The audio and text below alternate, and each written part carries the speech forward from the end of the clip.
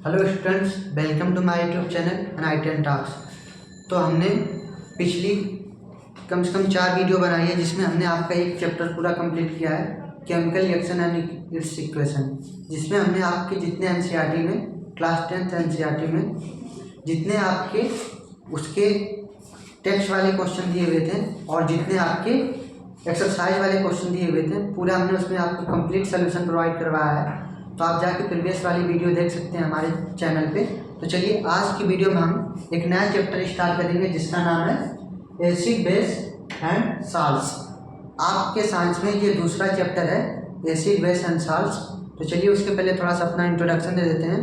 तो गाइस, मेरा नाम सत्यम राजभर है और मैं अभी एनआईटी दुर्गापुर से पढ़ रहा हूँ। तो चलिए वीडियो स्टार्ट करते हैं। तो पहले करेंगे क्या इसमें, सबसे पहले जो आपके एसिड बेस एंड साल्ट वाले चैप्टर में जो एक्सरसाइज का क्वेश्चन दिया हुआ है उसका सबका सलूशन आपको प्रोवाइड करने का प्रयास करेंगे। फिर एक अलग से और वीडियो लूँगा जिसमें क्या करूँगा मैं आपको कि आपके एनसीईआरटी में ऐसे बॉक्स में करके टेक्स्ट में क्वेश्चन दिए हुए हैं, टेक्स्ट में करके ऐसे टेक्स्ट लिखा हुआ है, वो आपके एनसीईआरटी में दिया हुआ है। क्या करेंगे, उसको दूसरी वाली वीडियो में पूरा कंप्लीट करने का ट्राई करेंगे। तो इसमें कम से कम आपके एक्सरसाइज में लगभग 15 क्वेश्चन दिए हुए हैं। तो चलिए उसको देखते हैं, पहला क्वेश्चन क्या बोलते हैं। ठीक है, पहला क्वेश्चन क्या कह रहा है आपका कि एक सॉल्यूशन है, क्या कर रहा है, रेड लिटमस को किस में कन्वर्ट कर दे रहा है, ब्लू में कन्वर्ट कर दे रहा है। तो पूछ रहा है उसका पीएच क्या होगा। ठीक है ना, एक सॉल्यूशन है, क्या है, एक सॉल्यूशन। पहला क्वेश्चन है आपका, कह रहा है एक सॉल्यूशन है, वो क्या कर रहा है, रेड लिटमस को किस में कन्वर्ट कर दे रहा है, रेड लिटमस किस में कन्वर्ट कर रहा है, ब्लू में कर रहा है। तो बोल रहा है उसका पीएच क्या होगा। ऑप्शन दिया हुआ आपका 1 दिया हुआ है, दूसरा दिया हुआ 4, तीसरा ऑप्शन दिया हुआ आपका 5 और चौथा ऑप्शन दिया हुआ है 10। ये पीएच की वैल्यू है। ठीक है ना, तो पूछ रहा है पीएच क्या होगा। अब आप जानते हैं यदि कोई सॉल्यूशन क्या होता है, रेड लिटमस पेपर किसमें कन्वर्ट होता है, ब्लू लिटमस पेपर में यदि कन्वर्ट होता है तो सॉल्यूशन आपका क्या होता है, बेसिक होता है। अब बेसिक का पीएच कितना होता है, बेसिक का जो आपका पीएच होता है वो ग्रेटर देन 7 होता है। बेसिक पीएच ग्रेटर देन 7 से मतलब 14 तक, 7 to 14। और एसिडिक के लिए क्या होता है आपका पीएच, एसिडिक का लेस देन 7 होता है। और न्यूट्रल का क्या होता है पीएच, यदि आपका सॉल्यूशन न्यूट्रल है तो उसका पीएच जो होता है 7 होता है। ठीक है, तो ये क्या है, रेड को किसमें, रेड लिटमस को किसमें कन्वर्ट कर रहा है, ब्लू में कर रहा है। तो ये क्या, इसका मतलब बेसिक सॉल्यूशन है।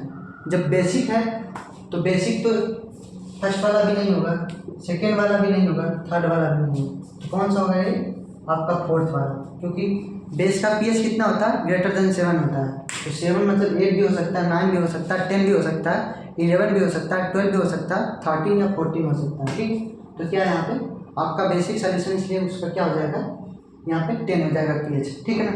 अब दूसरा क्वेश्चन पूछ रहा है, तो चलिए इसको मिटा देते हैं, नोट कर लीजिए। ठीक है, तो दूसरा क्वेश्चन आपका पूछ रहा है एक सॉल्यूशन है जो रिएक्ट करता है, क्रस्ट एक सेल से रिएक्ट करता है और एक टर्म जो होता है लाइम वाटर मिल्की में कन्वर्ट हो जाता है। तो पूछ रहा है सॉल्यूशन क्या कंटेन कर रहा है और उसके रिएक्शन के बाद क्या आपको फाइनली मिल रहा है ना।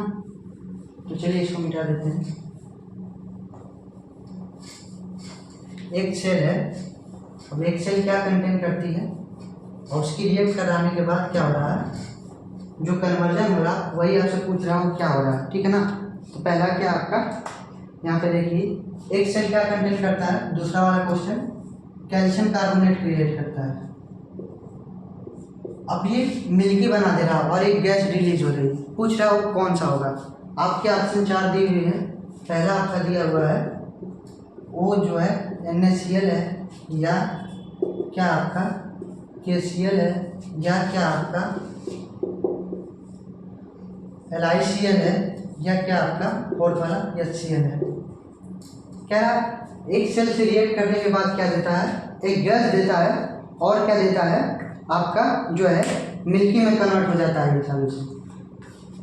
तो इसकी जब रिएक्शन आप किससे करवाएंगे, HCl से, तब जाके एक गैस देगा और किसमें आपका सॉल्यूशन फाइनली क्रिएट हो जाएगा, मिल्की बन जाएगा।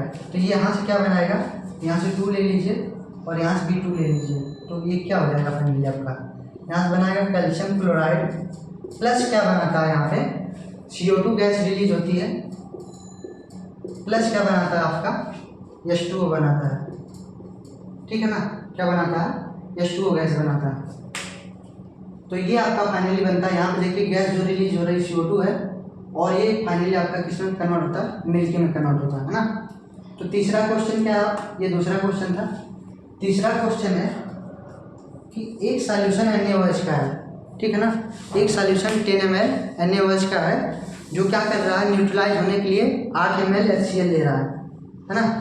एक सॉल्यूशन जो है 10 ml NaOH है, 10 ml NaOH क्या आपका 10 ml NaOH है, न्यूट्रलाइज होने के लिए क्या ले रहा है, 8 ml फॉर न्यूट्रलाइजेशन क्या ले रहा है, 8 ml क्या ले रहा है, HCl ले रहा है। तो पूछ रहा है क्वेश्चन में, क्या पूछ रहा है आपसे कि यदि ये सेम सॉल्यूशन NaOH का यदि 20 ml हो तो न्यूट्रलाइज के लिए देन फॉर न्यूट्रलाइजेशन क्या, फॉर न्यूट्रलाइजेशन कितना ml HCl लगेगा, हाउ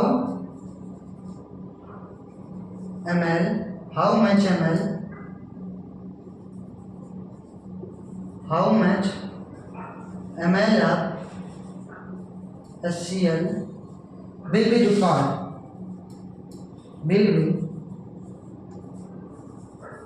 required।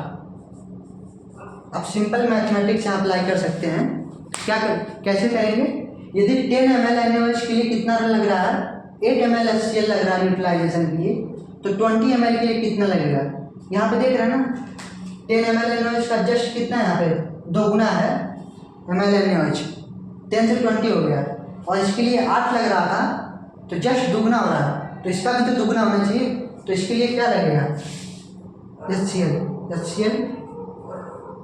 इसके लिए कितना लगेगा 8 × 2 ml है ना, क्योंकि 10 ml से क्या हो गया NaOH 20 ml हो गया, तो वो जो है 10 ml के लिए 8 ml लगा था, तो 20 ml के लिए कितना लगेगा 16 ml HCl लगेगा, है ना, क्या लगेगा 16 ml HCl लगेगा फॉर न्यूट्रलाइजेशन, ठीक है।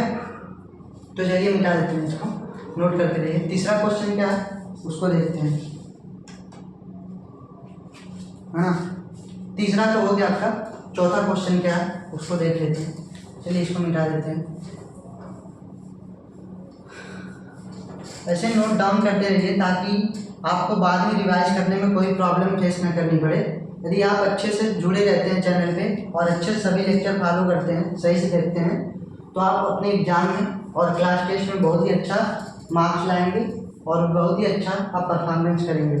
इसी प्रकार चैनल में बने रहिए, आपको हर एक सॉल्यूशन डिटेल में प्रोवाइड करा जाएगा यहाँ पे। अगला क्वेश्चन क्या करता है, अगला क्वेश्चन आपका चौथा वाला क्वेश्चन जो है, which one of the following types of medicine used for treating indigestion. चौथा क्वेश्चन क्या है, कह रहा किस टाइप की मेडिसिन जो होती है इंडाइजेशन के लिए लाभकारी होती है। जब आप कोई भी फूड खाते हैं तो क्या होता है, उसमें अच्छे से नहीं पचता, क्या होता है उसमें एसिड की मात्रा ज़्यादा हो जाती है। उस एसिड की मात्रा को रोकने के लिए क्या करते हैं, हम एंटाएसिड का यूज कर सकते हैं। एंटाएसिड क्या करता है, इंडाइजेशन को रोकने के लिए काम आता है ना। तो क्या करता है, इंडाइजेशन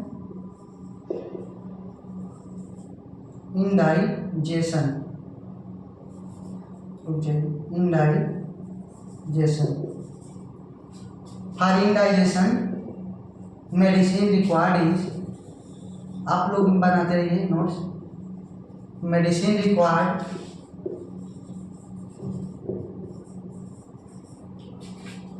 इज एंटाएसिड। क्या होता है, इन डाइजेशन के लिए जो मेडिसिन यूज की जाती है आपकी, उसका नाम होता है एंटासिड। ठीक है, ये होगा आपका चौथा वाला क्वेश्चन। पांचवा क्वेश्चन क्या कह रहा है कि write word equation and then balance equation for the reaction. मतलब कुछ ऐसे रिएक्शन दी हुई हैं, उनको वर्ड में लिख के दिया हुआ है, आपको बोल रहा है उनको बैलेंस करके दिखाइए। ठीक है ना, पांचवा क्वेश्चन क्या करना है, बैलेंस करके आपको दिखाना। तो पहला क्वेश्चन क्या है, dilute HCl, dilute sulphuric acid and zinc के साथ रिएक्शन आपको करवानी है। पांचवा क्वेश्चन क्या है और उसको क्या करना है, बैलेंस करके दिखाना है। पहला क्या दिया है, H2SO4 दिया है और प्लस क्या दिया हुआ है, ग्रेन्यूल्स जिंक दिया है, ग्रेन्यूल्स जिंक दिया हुआ है। ठीक है ना, अब क्या कर रहा है, इससे रिएक्शन करवानी है आपको और क्या करना है, बैलेंस करके दिखाना है आपको। ये फाइनली क्या बनाएगा, यहाँ पे देखिए, यहाँ पे बनाता आपका इधर से जिंक क्या बना लेगा, यहाँ से जिंक सल्फेट बना लेगा, प्लस क्या रिलीज होगी आपकी, हाइड्रोजन गैस रिलीज होगी। तो देखिए क्या बैलेंस है। हमने पहले वाली चैप्टर में हमने आपको बताया था जो केमिकल रिएक्शन एंड इक्वेशन होती है, सबसे पहले किसको बैलेंस करते हैं, मेटल को, दूसरे नंबर पे किसको, नॉन मेटल को, तीसरे नंबर पे ऑक्सीजन एटम को और चौथे नंबर पे किसको, हाइड्रोजन एटम को। तो चलिए यहाँ पे देखते हैं मेटल कौन सी है। मेटल क्या है, जिंक है आपका। तो इधर देखिए जिंक कितना है, लेफ्ट साइड 1, राइट साइड भी क्या 1, मेटल बैलेंस हो गया। फिर उसके बाद नॉन मेटल देखना, नॉन मेटल क्या है यहाँ पे, सल्फेट, सल्फेट कितना है, इधर लेफ्ट साइड 1, राइट साइड भी कितना 1, नॉन मेटल भी बैलेंस हो गया। अब देखिए यहाँ पे कहीं ऑक्सीजन है, ऑक्सीजन नहीं है। तो चौथा नंबर किसका था, हाइड्रोजन का था। हाइड्रोजन पे आ जाते हैं, हाइड्रोजन इधर कितना है, लेफ्ट साइड 2, राइट साइड भी कितना, हाइड्रोजन 2। तो क्या आपकी, ये आपकी बैलेंस केमिकल रिएक्शन है। ठीक है ना, अगला क्या दिया है, dilute hydrochloric acid react with magnesium ribbon. ये था आपका पांचवा का पहला। अब क्या कह रहा, डाइल्यूट HCl जो है, डाइल्यूट HCl किससे रिएक्ट करता है, आपका मैग्नीशियम रिबन से रिएक्ट करता है। तो आपको क्या करना है, बैलेंस करके दिखाना है और जो प्रोडक्ट बनेगा उसको बताना है। ठीक है, तो ये देखिए क्या बनाएगा, यहाँ से dilute HCl plus magnesium ribbon, यहाँ से 2 ml 2 कर दीजिए, 2 मोलर डाइल्यूट HCl। यहाँ से क्या बनाएगा फाइनली आपका, यहाँ से बनाएगा आपका मैग्नीशियम क्लोराइड प्लस क्या बनाएगा यहाँ से MgCl2 हो गया, और क्या बनाएगा यहाँ से हाइड्रोजन गैस रिलीज होगी आपकी, क्या रिलीज होगी, हाइड्रोजन गैस। अब देखिए क्या बैलेंस है, पहला मेटल कौन है, मैग्नीशियम। तो मैग्नीशियम कितना 1, इधर भी कितना 1, क्लोरीन कितना नॉन मेटल 2, इधर भी 2, हाइड्रोजन कितना इधर 2, इधर भी 2। तो क्या आ गई आपकी, बैलेंस हो गई। ठीक है ना, अगला क्या है, सी क्या दिया हुआ है, dilute sulphuric acid react with aluminium powder. अब क्या तीसरा क्या आपका क्वेश्चन, जो डाइल्यूट सल्फ्यूरिक एसिड है एल्युमिनियम पाउडर के साथ रिएक्ट करता है, उसको बैलेंस करके दिखाना है। Dilute sulphuric acid, dilute sulphuric acid का जो फार्मूला होता है H2SO4 होता है। अब किसके साथ रिएक्ट कर रहा है, एल्युमिनियम के साथ, एल्युमिनियम पाउडर, एल्युमिनियम पाउडर। तो ये फाइनली क्या बनाएगा आपका, यहाँ से देखिए कितना है, यहाँ से बनाता है ये आपका 2Al Cl 2Al 2Al यहाँ से करिए Al2SO4 का थ्राइस, Al2SO4 का थ्राइस प्लस क्या बनाएगा यहाँ से आपका Al2SO4 का थ्राइस प्लस क्या रिलीज होगी यहाँ पे आपकी, हाइड्रोजन गैस रिलीज होगी। अब देखिए बैलेंस करके क्या बैलेंस है, इधर देखिए 2Al left side 2Al right side भी मेटल बैलेंस हो गया। सल्फेट कितना 1, लेकिन इधर सल्फेट कितना 3 टाइम्स, तो 3 इधर बनाने के लिए क्या करना पड़ेगा, 3 से मल्टीप्लाई करना पड़ेगा। ठीक है, अब देखिए सल्फेट भी क्या हो गई, बैलेंस हो गई, 3 टाइम्स हो गया। अब देखिए ऑक्सीजन तो है नहीं, चौथा नंबर किसका होता है, हाइड्रोजन का। हाइड्रोजन पे आते हैं, हाइड्रोजन कितना इधर 3 2 6, इधर भी हाइड्रोजन कितना, इधर सिर्फ 2 है, तो 6 बनाने के लिए क्या करना पड़ेगा, इधर 3 से मल्टीप्लाई। तो देखिए सभी जितने एलिमेंट क्या है लेफ्ट साइड, उतने ही एलिमेंट किधर है, राइट साइड है। तो क्या आपकी बैलेंस हो गई रिएक्शन। ठीक है, तो चलिए इसको मिटा देते हैं, नोट कर लीजिए। अगला क्वेश्चन अगला BD वाला बच्चा हुआ इसी का क्या है उसको देख लेते हैं। तो चलिए इसको मिटा देते हैं ऊपर से। ठीक है, चौथा क्या कह रहा है इसका, डी वाला क्या कह रहा है, dilute hydrochloric acid react with iron filling.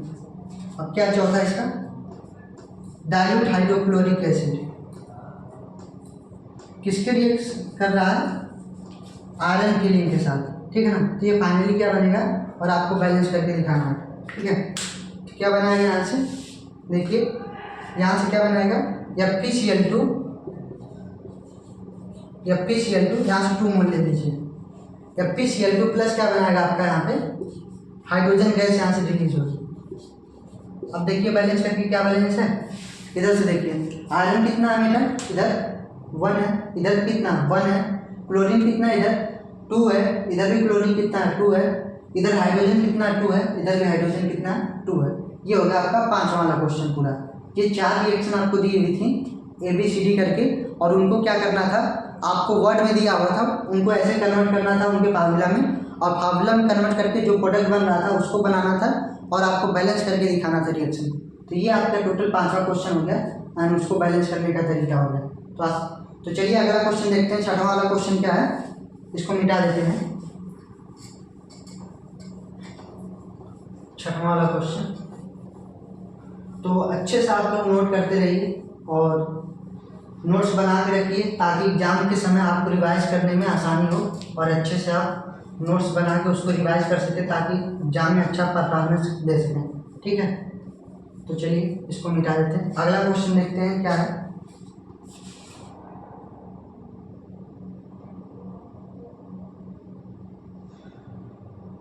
अगला क्वेश्चन दिया हुआ है आपका, एक कंपाउंड है एल्कोहल और glucose also contain hydrogen but are not categorised as acid, describe activity and prove it.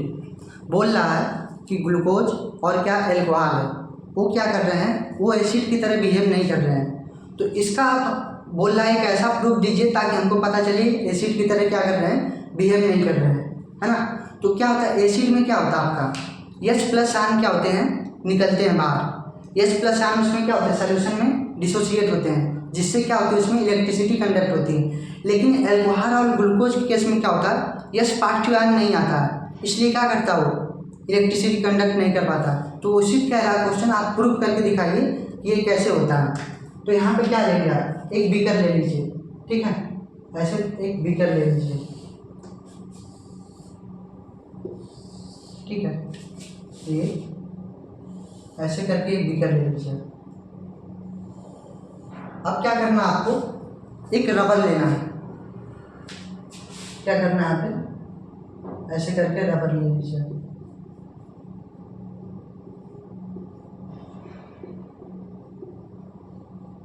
ऐसे रबर ले लीजिए। अब इसमें क्या करना है, 2 आपको रॉड लेने हैं, यहाँ पे 2 रॉड लेने हैं, एक आयरन की, एक और भी किसी मेटल की ले सकते हैं, ठीक। 2 रॉड लेनी है ऐसे,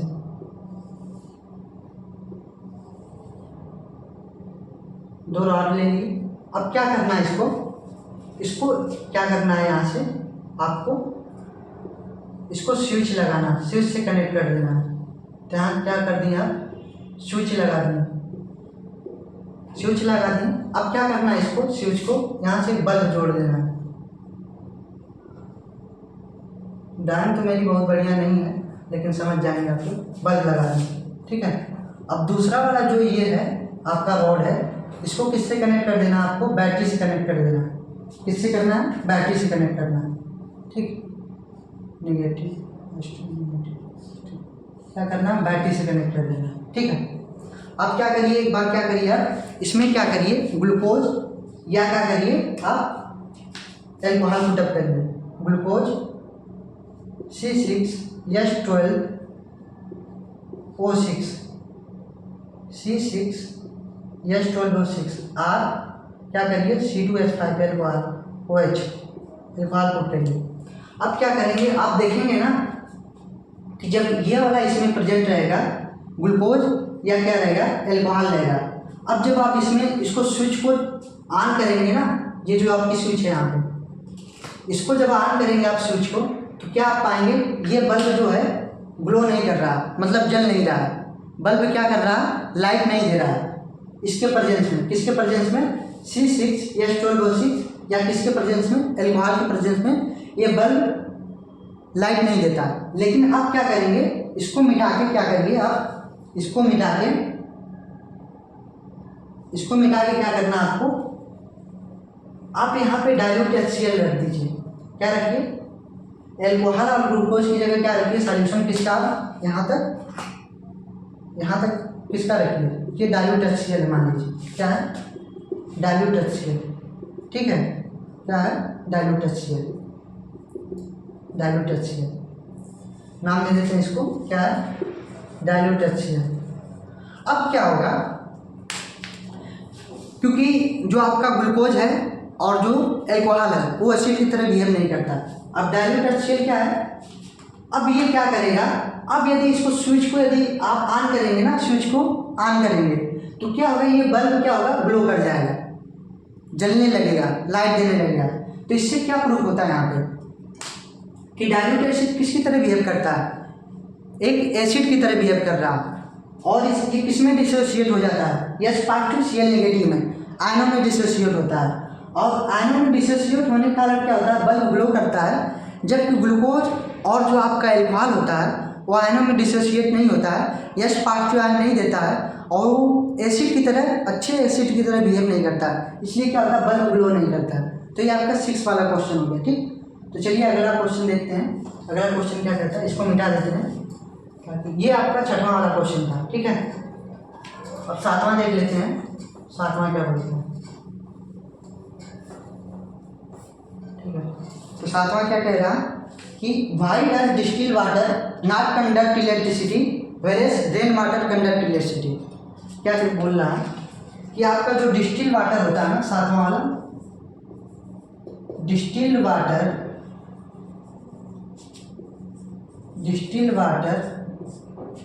doesn't conduct electricity, doesn't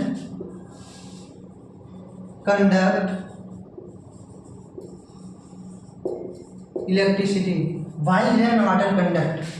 जबकि क्या करता है, जो बरसात का पानी होता है वो इलेक्ट्रिसिटी कंडक्ट करता है, while rain water conduct electricity. ठीक है, तो भाई पूछ रहा है कि जो आपका डिस्टिल वाटर होता है वो इलेक्ट्रिसिटी कंडक्ट नहीं करता है, जबकि क्या होता है आपका ये रेन वाटर आपका क्या होता है, इलेक्ट्रिसिटी कंडक्ट करता है। ऐसा क्यों होता है?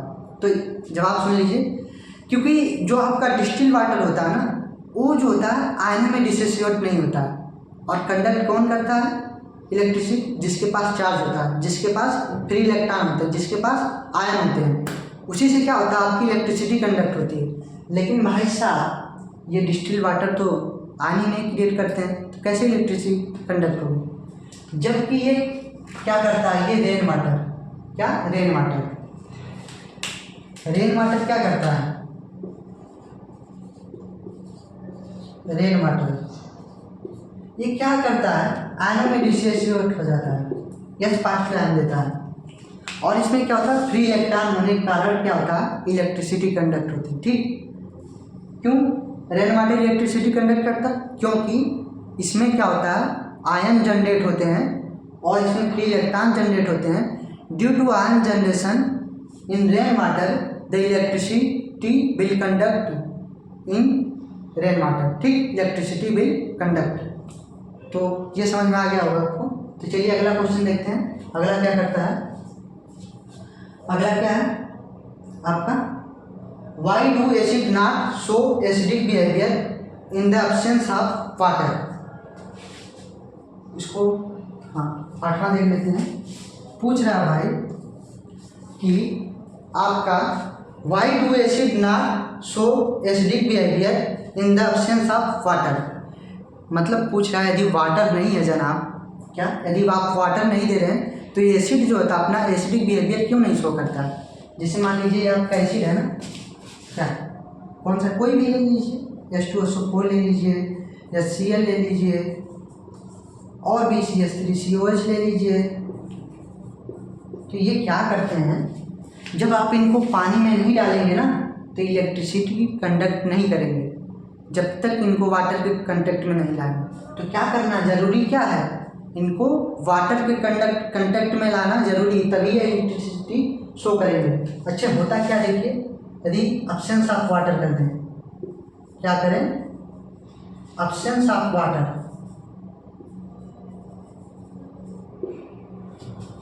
Don't conduct electricity, don't conduct electricity. अब आप पूछेंगे क्यों नहीं करता भाई, तो सिंपल सा रीज़न जनाब ये है, ये जो होते हैं आयनों में डिसोसिएट नहीं होते हैं। जब तक आप इनको कुछ ऐसा नहीं देंगे तब तक, जब तक आप इनको पानी नहीं देंगे तब तक ये कहेंगे सर मेरे बस का नहीं है क्या आयन देना। जब आयन जनरेट नहीं होगा, चार्ज जनरेट नहीं होंगे तो इलेक्ट्रिसिटी कहाँ से कंडक्ट होगी। इसलिए क्या करते हैं, इलेक्ट्रिसिटी कंडक्ट नहीं करते। लेकिन जैसे क्या करना है, जैसे ही इनको क्या देंगे आप, पानी, क्या पानी, क्या करेंगे ये वाटर के प्रेजेंस में, क्या करेंगे, कंडक्ट इलेक्ट्रिसिटी। क्यों कंडक्ट करेंगे, क्योंकि कंडक्ट इलेक्ट्रिसिटी, क्योंकि क्या होता है यहाँ पे, जैसे ही वाटर में जाते हैं तो किस में ब्रेक डाउन हो जाते हैं, 2H पॉजिटिव प्लस किस में ब्रेक डाउन हो जाते हैं, SO4 2 नेगेटिव, या आयनों में क्या होते हैं, डिसोसिएट हो जाते हैं due to charge origin, due to charge origin it conduct electricity. समझ गए, ठीक है ना। तो चलिए इसको मिटा देते हैं, 9 वाला क्वेश्चन देखते हैं क्या कहता है, इसको मिटा देते हैं। नोट कर लीजिए आप भी भाई, नोट्स बनाते रहिए ताकि आपको एग्जाम में तो अच्छा मार्क्स लाना होगा और आपको टॉपर बनना होगा, और भी आपको आपके बोर्ड में यदि अच्छा मार्क्स लाना है तो आप इसको नोट डाउन करते रहिए।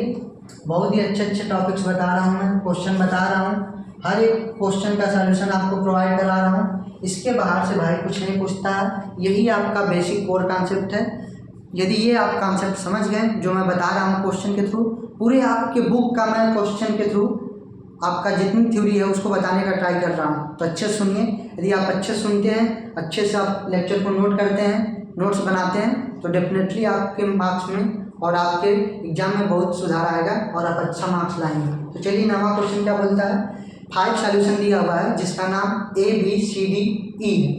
वो पूछ रहा है कि pH इनका जो है, एक का दिया हुआ 4, एक का दिया हुआ 1, एक का दिया हुआ 7। क्या सॉल्यूशन ABCDE, क्या ये आपके सॉल्यूशन है। इनका pH कैसे दिया हुआ, पहला का दिया हुआ है क्या 4 दिया है, 1 दिया है, 11 दिया है, क्या दिया 4 11 1, और क्या दिया 7, और क्या दिया हुआ लास्ट आपका 9। तो पूछ रहा है जनाब, क्या पूछ रहा है कि कौन स्ट्रॉन्ग एसिडिक है, कौन वीक एसिडिक है, कौन मीडियम एसिडिक है, कौन न्यूट्रल है, कौन बेसिक है, कौन स्ट्रांगली बेसिक है। तो आप जानते हैं ना, यहाँ पे हमने आपको बता दिया एक रूल कि यदि क्या करना, देखिए यहाँ पे थोड़ा सा थ्योरी देख लीजिए। यदि pH क्या होगा आपका 7 होगा, कंपाउंड क्या होगा, सॉल्यूशन क्या होगा आपका न्यूट्रल होगा, क्या होगा न्यूट्रल होगा। और यदि pH क्या होगा ग्रेटर देन 7, तो क्या होगा आपका, ये आपका सॉल्यूशन क्या होगा बेसिक होगा। और यदि pH क्या होगा लेस देन 7 होगा, तो सॉल्यूशन आपका क्या होगा एसिडिक सॉल्यूशन होगा। क्या होगा आपका एसिडिक सॉल्यूशन होगा, है ना। अब देखिए और क्या होता है, यदि pH जैसे मान लीजिए आपका कितना है, pH आपका मान लीजिए 6 है, 5 है, 4 है, ऐसे है, तो इसको क्या बोलते हैं मीडियम एसिडिक।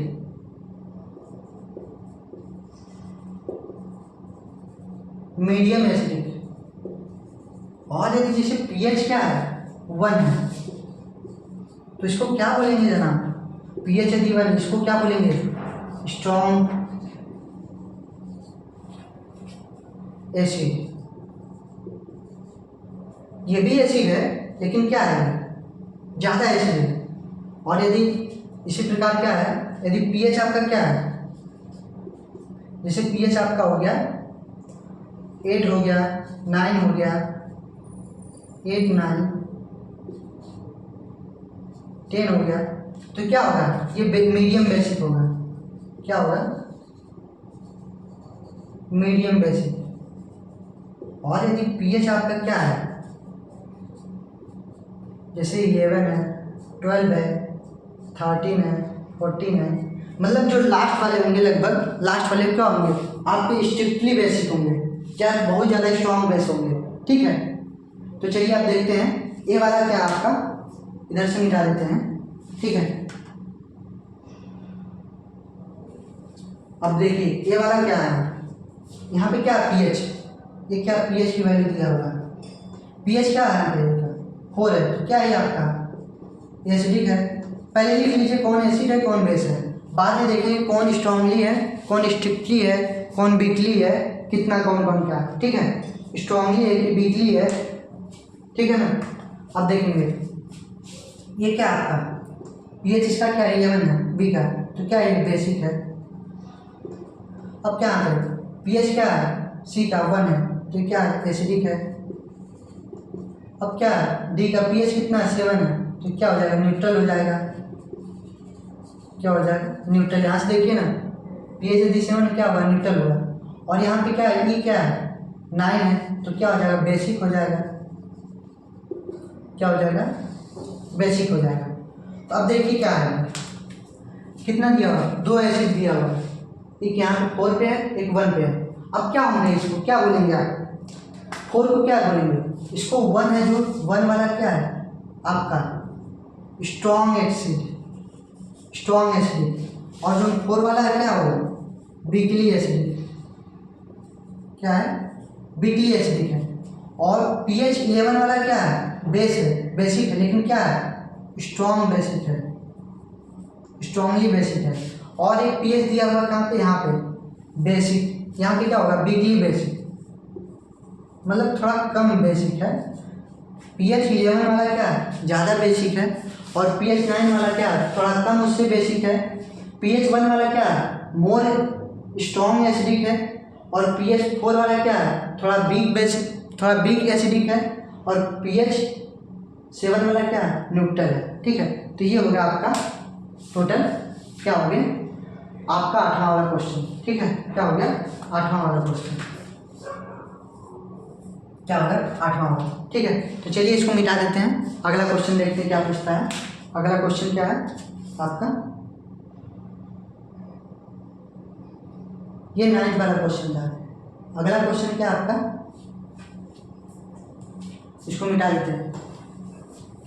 तो चलिए 9वां वाला क्वेश्चन था ये, 8वां यहाँ पड़ेगा 9, क्वेश्चन नंबर 9 था। ठीक, अब बोल रहा है 10th वाले क्वेश्चन में कि एक मैग्नीशियम रिबन है, वो क्या करता है रिएक्ट करता है, एक बार एसिटिक एसिड के साथ रिएक्ट करता है, और एक बार किसके साथ रिएक्ट करता है आपका, एक बार रिएक्ट किसके साथ करता है आपका equal length of magnesium ribbon are taken in test tube A and test tube B. अब क्या कह रहा है, एक जो है hydrochloric acid is added to the test tube A while acetic acid is added to the test tube B. तो आगे क्या पूछ रहा है आपका, आगे पूछ रहा है amount and concentration for both the acid are same in which tube will the freezing over more vigorously and warm. तो बोल रहा है, देखिए क्वेश्चन मैं आपको समझा दे रहा हूँ क्या बोल रहा है। ठीक है, उसके बाद इसका सॉल्यूशन देख लेंगे। तो कह रहा है magnesium ribbon with same length, क्या है मैग्नीशियम रिबन है, मैग्नीशियम रिबन एक टेस्ट ट्यूब ए है, टेस्ट ट्यूब ए, और क्या है एक टेस्ट ट्यूब बी, क्या है मैग्नीशियम रिबन है, एक टेस्ट ट्यूब ए है, एक टेस्ट ट्यूब क्या है बी है, विथ द सेम लेंथ है। ठीक है, तो क्या कह रहा है टेस्ट ट्यूब ए जो है रिएक्ट करता है HCl से। किससे रिएक्ट करता है? HCl। और टेस्ट ट्यूब किससे रिएक्ट करता है? Acetic acid CH3COH। तो क्या कह रहा है कि in which test tube will the freezing occur more vigorously and why? Freezing किस टेस्ट ट्यूब में? Freezing in which test tube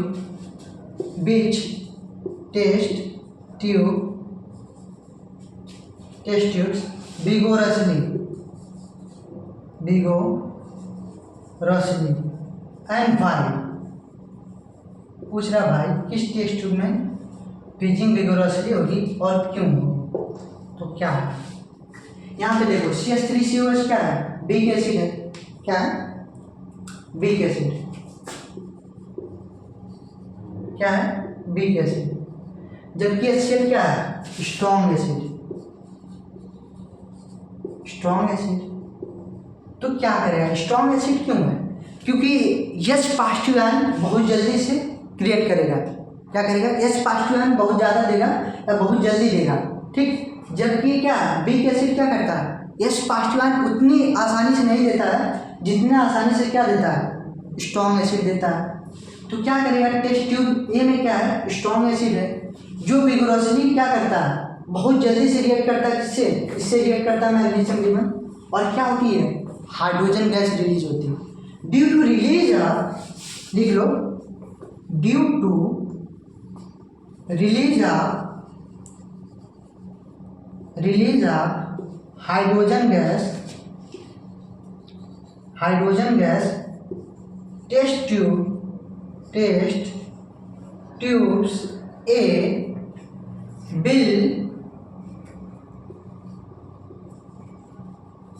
will freezing fast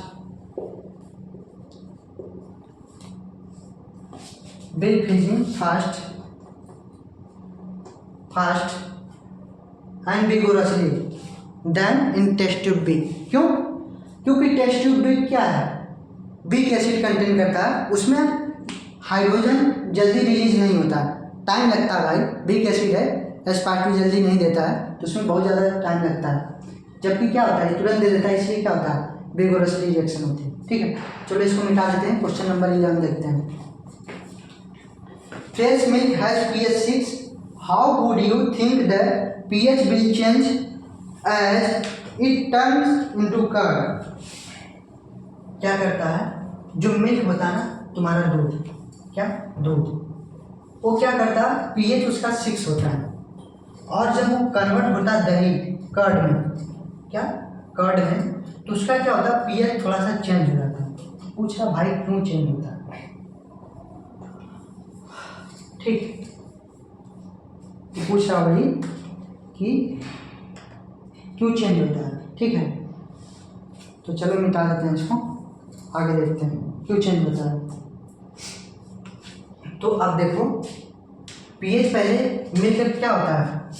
pH of milk पहले दिया हुआ है, मिल्क का pH क्या दिया हुआ है? 6 दिया हुआ है, मतलब क्या है? ये एसिडिक है। जिसका pH लेस देन 7 होता है वो क्या होता है? एसिडिक होता है, ठीक है।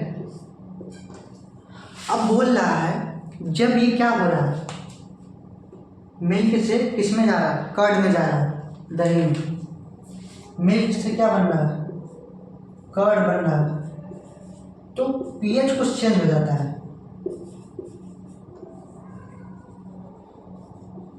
अब pH चेंज क्यों होता है? उसका रीजन पूछ रहा है। तो उसका रीजन क्या है? जब ये दही से किस में जाता है, सॉरी दूध से किस में जाता है? दही में, मतलब मिल्क से किस में जाता है? कर्ड में जाता है। तो क्या होता है? लैक्टिक एसिड का जनरेशन होता है। When milk changes to curd,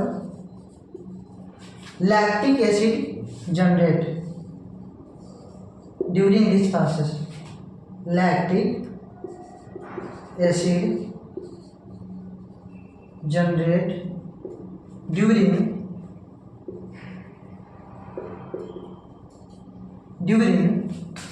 milk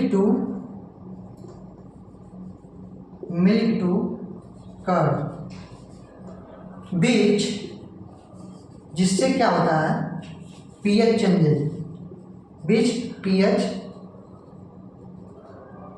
changes of milk.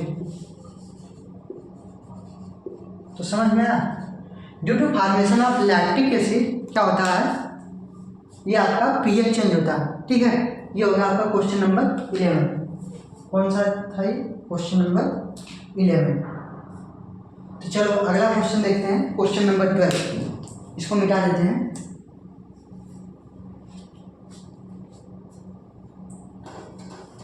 अब 12वां क्वेश्चन क्या बोल रहा है कि एक मिल्कमैन है, क्या है, मिल्कमैन मतलब दूध बेचने वाला।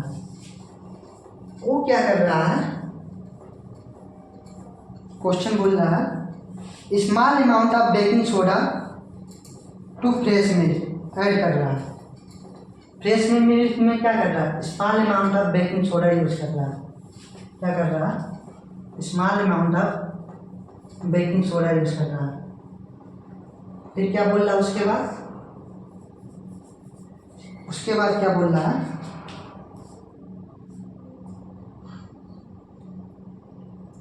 उसके बाद बोल रहा है कि small amount of baking soda जब यूज करता है, why does the shift the pH of the fresh milk from 6 to slightly alkaline.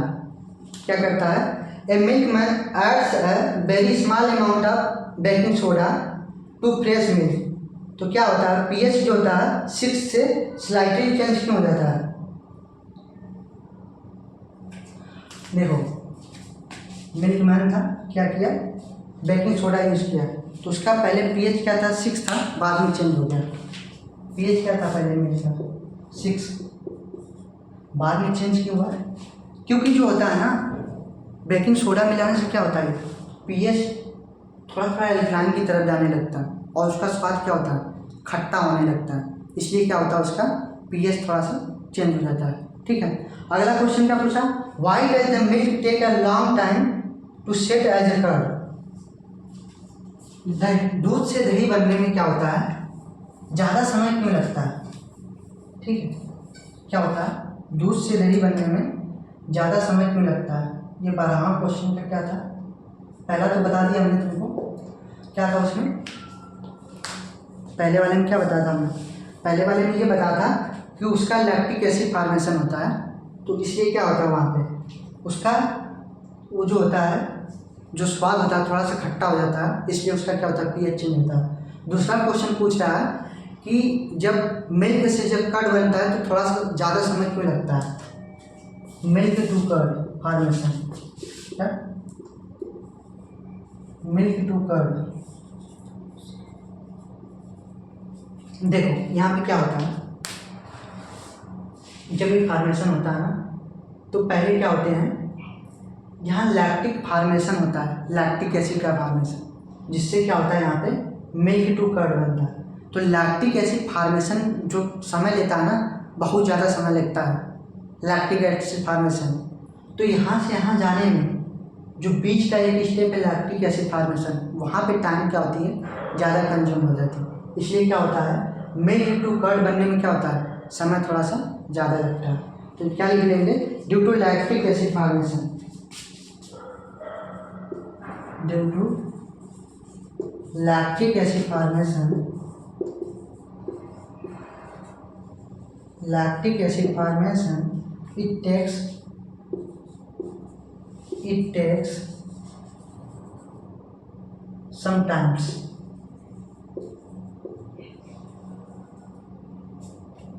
ठीक है, lactic acid formation takes sometimes. ठीक है, तो चलो इसको मिटा देते हैं। अगला क्वेश्चन क्या कहता है, क्वेश्चन नंबर 13। टोटल क्या 50 क्वेश्चन है अप्रॉक्सीमेटली तुम्हारे एक्सरसाइज वाले में, जिसमें हम लोग कितना कर चुके हैं, 12 अभी तक कर चुके हैं, 3 और बाकी है। तो अगला क्वेश्चन क्या करता है उसको देख लेते हैं। Plaster of Paris should be store in the किसमें स्टोर किया जाता है? मॉइस्चर प्रूफ कंटेनर में। एक्सप्लेन।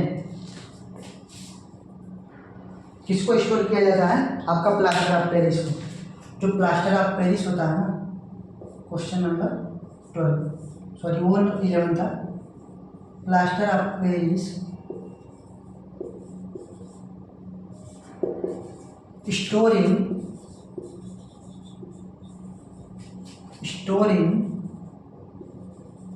moisture proof container।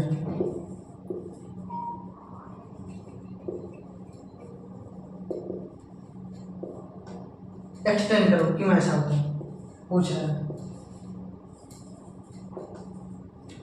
जो तुम्हारा प्लास्टर ऑफ पेरिस क्या होता है? Store in moisture free container में क्यों रखा जाता है? क्योंकि प्लास्टर ऑफ पेरिस क्या होता है? जैसे कैल्शियम सल्फेट .2, क्योंकि इसको क्या होता है? डैमेज होने से बचाया जा सके। क्या हो सके? डैमेज होने से बचाने के लिए क्या किया जाता है? इसको मॉइस्चर फ्री कंटेनर में रखा जाता है, मॉइस्चर प्रूफ कंटेनर में रखा जाता है, ताकि इसको डैमेज होने से बचा लिया जाए। और क्या होता है?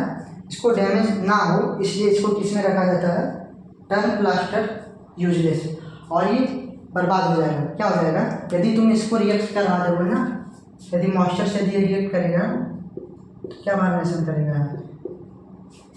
यहाँ फॉर्मेशन करता है कैल्शियम सल्फेट .2H2 फॉर्मेशन करता है मॉइस्चर से। और जब मॉइस्चर से जब रिएक्ट करता है तो क्या लेता है? यूजलेस हो जाता है। इसको इसलिए क्या करते हैं?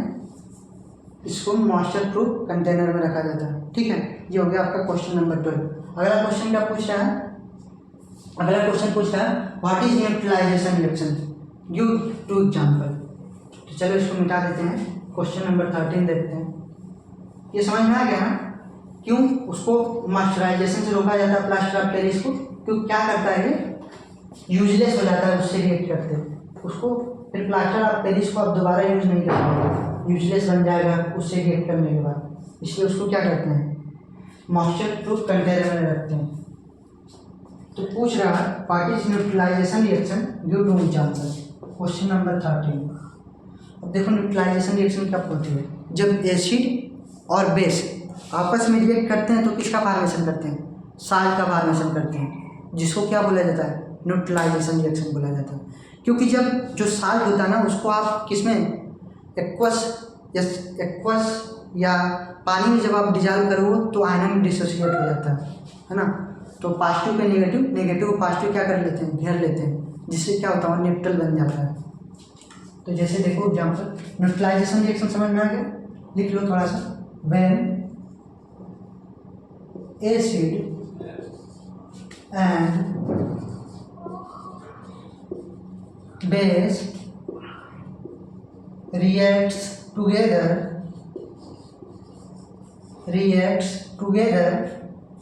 they form salt and water. This process or this reaction called neutralisation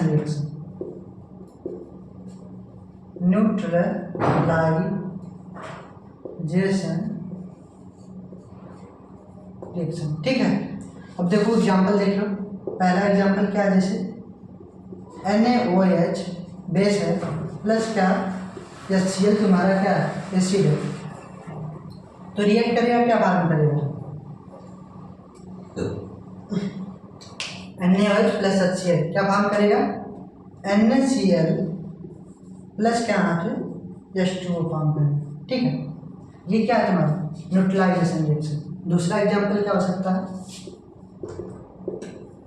जैसे तुम्हारा कैल्शियम हाइड्रोक्साइड, ये क्या बेस है, प्लस किससे रिएक्शन कर रहा है? H2SO4 से। ये क्या है तुम्हारा? एसिड H2SO4, सल्फ्यूरिक एसिड बोलते हैं इसको। तो ये फॉर्मेशन क्या करेगा लास्ट में? कैल्शियम सल्फेट प्लस क्या फॉर्म करेगा यहाँ पे? 2H2O फॉर्म करेगा। तो ये तुम्हारी क्या है, न्यूट्रलाइजेशन रिएक्शन है। और ये क्या है यहाँ पे उसका एग्जाम्पल है, 2 एग्जाम्पल। और भी एग्जाम्पल देख सकते हो, देखो लो, उसने 2 ही पूछा है, मैं लेकिन और बता दे रहा हूँ। देखो अगला क्या है, मान लो 2NaOH प्लस क्या H2SO4 क्या बनाएगा फाइनली, यहाँ पे देखो, यहाँ से Na2SO4 साल्ट हो गया ये, और क्या बनाएगा यहाँ से 2H2O बनाएगा, क्या है ये न्यूट्रलाइजेशन है। ठीक है, ये क्या था, क्वेश्चन नंबर 13 था। अगला क्वेश्चन देखते हैं, क्वेश्चन नंबर 14। फिर इसके बाद एक और क्वेश्चन, इसके बाद तुम्हारे एक्सरसाइज का जितना क्वेश्चन है सब खत्म हो जाएगा। फिर से अगली वीडियो में दूसरा टॉपिक स्टार्ट करेंगे, जैसे टेक्स्ट वाला क्वेश्चन। ठीक है, क्वेश्चन नंबर 14 क्या है, तो चलो इसको मिटा देते हैं। अब पूछ रहा है फिर इम्पोर्टेंट यूज बताओ वॉशिंग सोडा का और किसका, बेकिंग सोडा का। किसका, वॉशिंग सोडा और किसका, बेकिंग सोडा। तो क्या होता है यहाँ पे कि वॉशिंग सोडा जो होता है ना, एज ए इलेक्ट्रोलाइट यूज होता है। किसकी तरह यूज होता है, इलेक्ट्रोलाइट की तरह यूज होता है। और जो बेकिंग सोडा जो तुम्हारा होता है, ये जो होता है गार्डन की जो सॉइल होती है ना, बगीचे की जो मिट्टी होती है, वो एसिडिक है, उसका पीएच याद करने के लिए यूज किया जाता है इसको, बेकिंग सोडा। तो चलो लिख लेते हैं, यूजेज आर, क्वेश्चन नंबर 15। अपने बुक में जाके देख सकते हो, हर एक क्वेश्चन का हमने सॉल्यूशन प्रोवाइड करवाया है। ये लास्ट क्वेश्चन है तो इसको नोट कर लेते हैं। Uses are baking soda and washing soda and washing soda। तो चलो एक तरफ लिख लेते हैं, क्या ऐसे करके लिख लेते हैं, एक तरफ वॉशिंग सोडा लिख लो और एक तरफ क्या लिख लो, बेकिंग सोडा।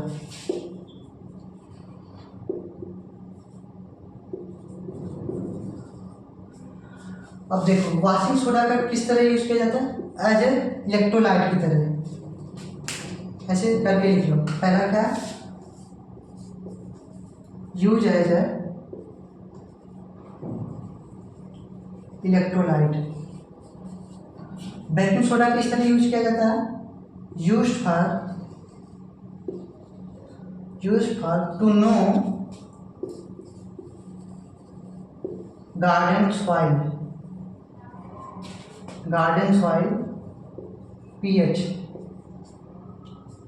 है ना, क्या एसिडिक है क्या है। ठीक है, इसके यूज है।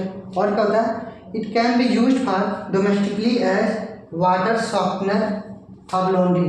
ये क्या होता है, वाटर सॉफ्टनर की तरह, water softener for laundry. Laundry में वाटर सॉफ्टनर की तरह यूज किया जाता है। और क्या होता है ये दूसरा तुम्हारा, it use for washing car. किसके लिए यूज किया जाता है ये तुम्हारा, बेकिंग सोडा वॉशिंग कार के लिए यूज किया जाता है। अच्छा, अभी क्या होता है, ये जो बेकिंग सोडा होता है ना, इसको जब तुम उसको वॉश करोगे तो क्या होगा, कार का कलर नहीं छोड़ेगा। ये कार के कलर को इफेक्ट नहीं करता है, कार का कलर रिमेन सेम होता है। Pen washing car paint or colour doesn't affect. क्या होता है, डजंट अफेक्ट।